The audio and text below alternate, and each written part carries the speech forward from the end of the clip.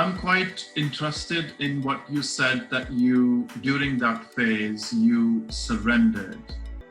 What does that mean? Like, how did you surrender it? What's your thought process at that time, and what does that actually mean? So, surrender, we definitely hear it a lot these days, but some people who have no idea what surrender is not about giving up. It's not about losing the hope about life that, okay, I give up. Okay, just surrender. This is not surrender. Surrender is opposite of giving up. Surrender is you have faith, something will work out, but whatever I am thinking is not working.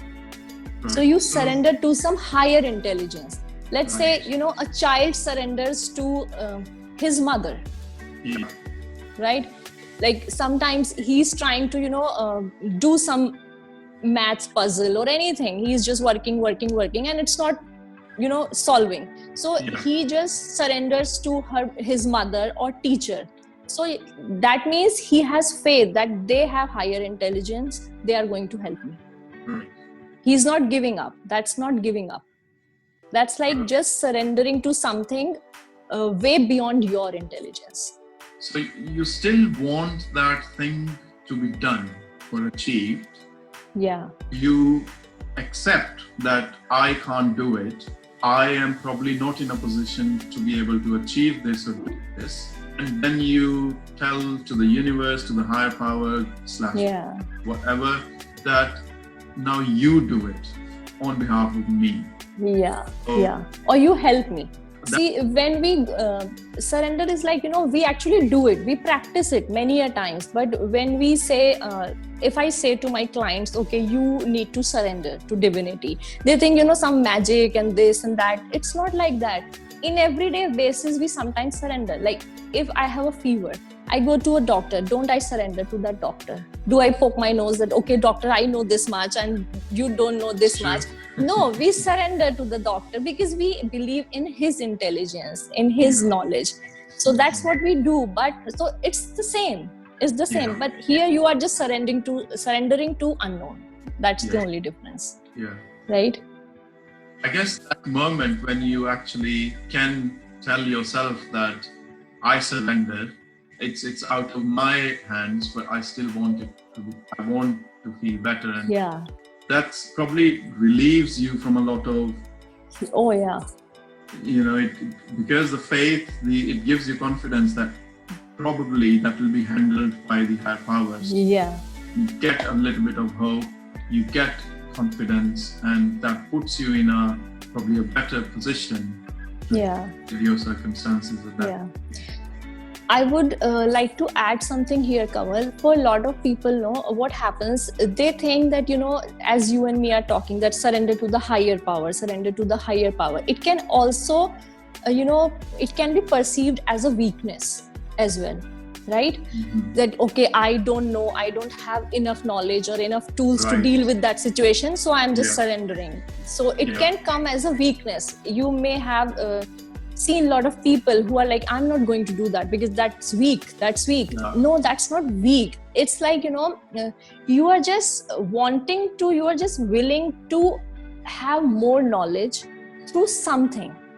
You just accept the fact that for this particular thing, I don't have enough, abilities or skills to deal with it, and I'm just asking for help. It is as simple as that. Even scientists, even people who have achieved a lot of success, they ask for help, and it's not weak at all, right? So it's not weakness, it's not giving up, it's something totally opposite. Actually makes me think, at what point someone should surrender?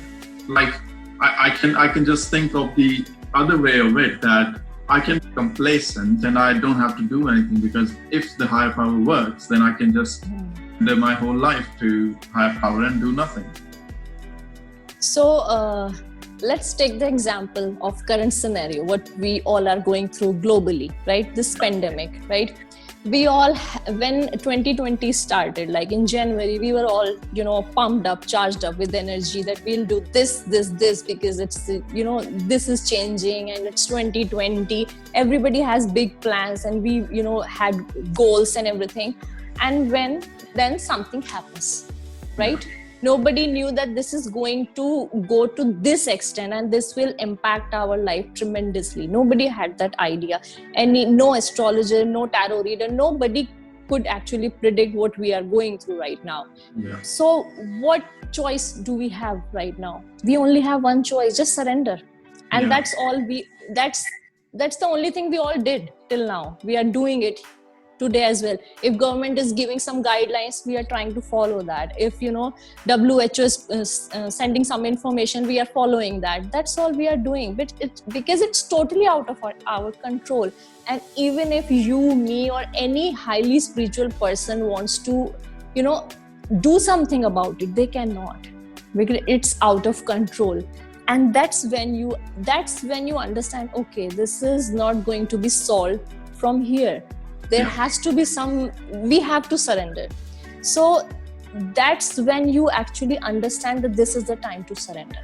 Yeah. Now I have tried everything, it's not working, let's surrender. Why not to try one more thing? Yeah. Right? You use your intelligence, because we are blessed to have this mind and intelligence. Use it. Whatever tools and knowledge and information you can do, whatever help you can gather, do that. But once nothing is working, then just surrender. Just surrender to divinity. And in my life, I have seen surrender can actually bring miracles in your life. That is my personal experience. For those, surrender is a new term, or they have never tried it. If you have decided to surrender, and if you get anything, any thought after surrendering, any intuition, just follow it. At least for once, try to follow it. Yeah. Because that thought has come from after you have relieved a lot of tension from your head. Yeah. And sometimes, that miracle comes through a person, through a family member, a friend, a boss, anybody. So you just be aware. Like, my prayers are getting answered. You just have to be aware from where.